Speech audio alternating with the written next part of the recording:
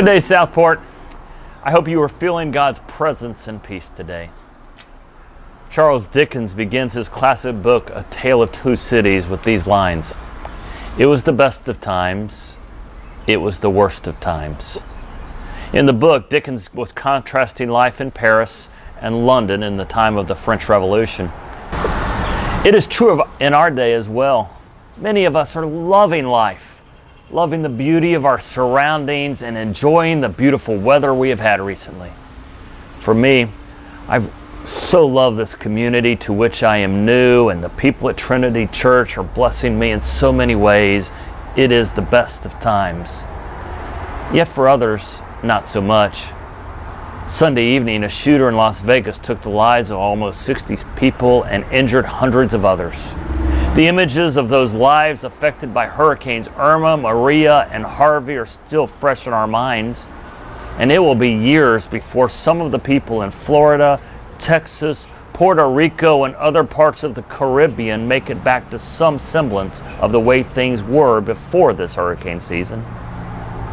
For others, they are going through difficult times with health issues. For many, it is the worst of times. Well, into the best of times and the worst of times steps the Church of Jesus Christ. The Apostle Paul wrote, "Rejoice with those who rejoice, mourn with those who mourn." The church is called to be a beacon of light and hope to all people. The church is called to walk the extra mile with people who are hurting, while enjoying the good times with those people who are enjoying life.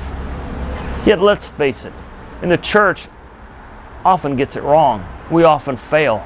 The church is full of people who are like me, a sinner who often makes mistakes and gets things very wrong. Over the years, I have seen the church get things right and do amazing things and touch lives. Yet I have also seen the church get things terribly wrong and hurt people and do the exact opposite of what Jesus would do. Sometimes I am the one who have been hurt, and other times I have been the one who has hurt people. I'm guessing you have experienced that as well. On Sunday morning, I will begin a new sermon series called The Beloved but Sometimes Difficult Community. We will look at how the church is called to live out our lives together.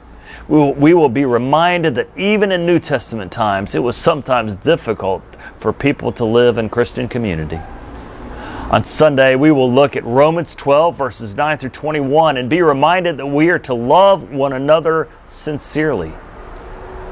The world looks at the church and expects us to live out the life of the one whom we follow. Jesus loved the world, gave his life for it, and while difficult, we must do the same.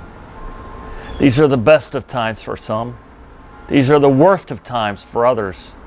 Let us come together and show the world who we follow by loving each other, even when it is hard to do so. Isn't that what Jesus does for us? Loves us when we are hard to love. May we follow in his footsteps. I'll see you on Sunday as we come together and actively love each other and encourage each other. So whether these are the best of times or the worst of times, people will know there is a God who loves. God bless you.